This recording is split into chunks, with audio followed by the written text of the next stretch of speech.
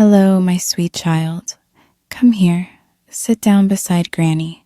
Let me tuck you in with your favorite blanket. There we go, all snug and cozy. I made some chamomile tea earlier. It's still warm. Just breathe it in. Smells like peace, doesn't it? Let the world fall away for a little while. Just you and me, in our little cocoon of stories and whispers. Tonight, I want to take you back with me, far back, to a time when music floated in the air like perfume, and the world felt full of new dreams. It was the 1960s. Oh, my love, such a time it was.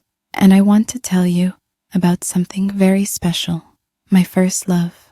Now, my darling, first loves, they're like spring blossoms. Sometimes they last, sometimes they float away, but they always leave a memory, soft and sweet.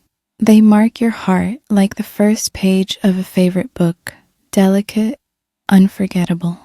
Let me whisper you back in time. It was the summer of 1964.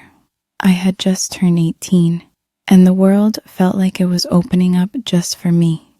The Beatles were on the radio, skirts were getting shorter, and girls like me were dreaming big, dreaming of freedom, of love, of adventure.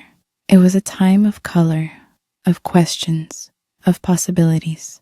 I lived in a small town, the kind where everyone knows your name, and your grandmother probably went to school with the mayor.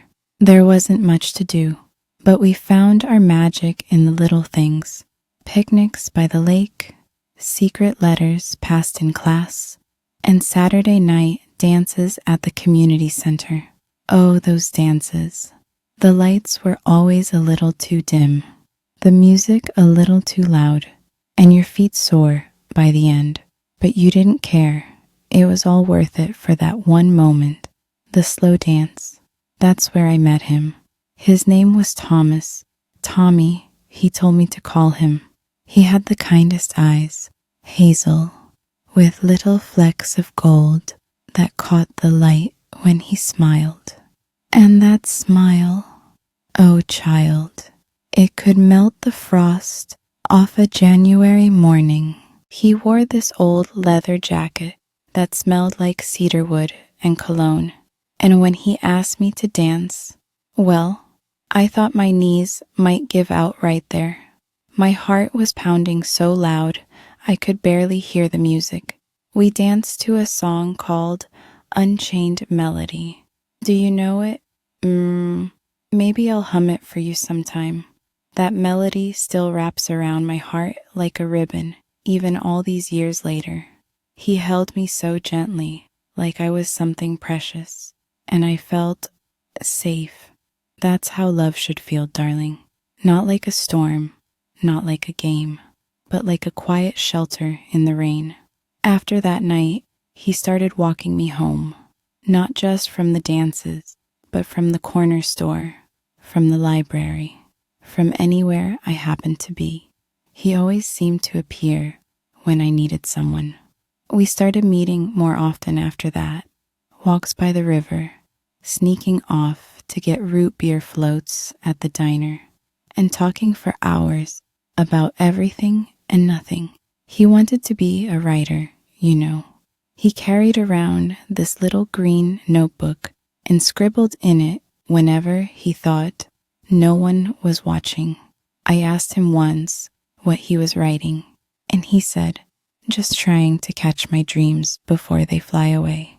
That stayed with me. Now, sweetie, listen to Granny for a moment. When you fall in love, whether it's your first or your last, always remember to fall for someone who sees your soul, not just your face or your figure, but who you are deep down. Tommy, he saw me. He listened when I talked about wanting to see Paris, about my fear of thunderstorms, and how I used to pretend I was a famous singer in my room with a hairbrush as a microphone. He laughed, but not to mock me. Oh no, he laughed because he adored me. There's a difference, love, between someone laughing at you and someone laughing with love in their eyes. That summer felt endless, golden, like it was made of honey and sunlight. We'd lay under the stars and make up stories about the constellations. He once told me that I was his North Star, his constant. I didn't even know what to say to that. I just smiled and leaned my head on his shoulder, wishing the moment would stretch forever. We wrote poetry in chalk on sidewalks, danced barefoot in the grass. He gave me daisy chains and promises, small ones, like, I'll always walk you home, and you'll never have to eat diner pie alone. But of course, seasons change. In the fall, Tommy got a letter. He had been accepted into a university 3 states away, full scholarship, English literature, just what he'd dreamed of. I was proud of him, so proud. But my heart, oh my sweet child, it cracked a little that day. We sat by the lake, our favorite spot, and watched the leaves fall around us, like red and gold confetti. That old wooden bench we carved our initials into. It's probably still there. He held my hand and said, I don't want to leave you. And I whispered, then don't. But we both knew he had to go. Dreams are important, my darling. They're the fuel that carries us through life. And I loved him too much to hold him back. So we kissed one last time, and it tasted like salt and hope and forever. He left that September. We wrote letters for a while, long, lovely ones, with hand-drawn doodles in the margins. I kept every single one in a little box under my bed. His words, they were like soft echoes of his voice, but time, distance, and life, they wear on even the strongest threads. One day, the letters stopped.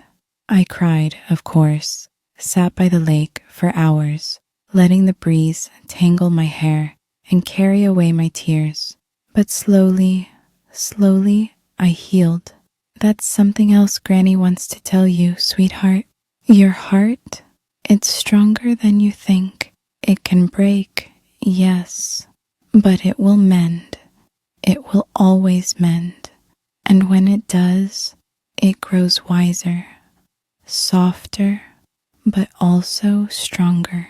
Tommy was my first love, but not my only love. Years later, I met your grandpa. He was a different kind of love, steady, solid, the kind that builds homes and raises babies and grows old with you while holding your hand during TV commercials. But Tommy, he taught me what love could feel like, and for that, I'll always be grateful.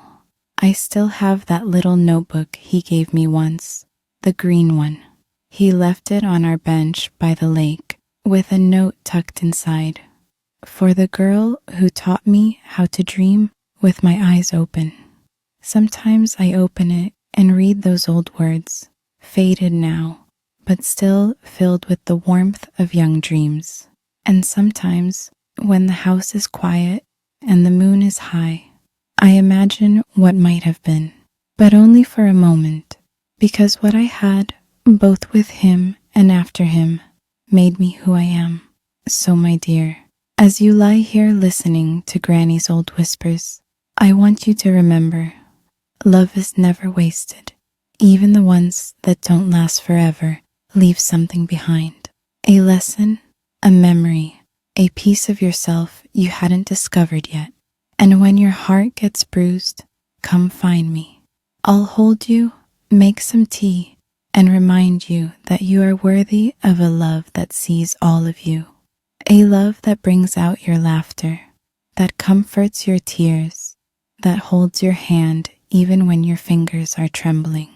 Now close your eyes. Drift into dreams painted in soft 60s colors, pastel skirts, spinning records, first dances, and handwritten letters. I'll be right here, whispering stories from a time when the world was full of slow songs and first kisses. Good night, my sweet child. Granny loves you always.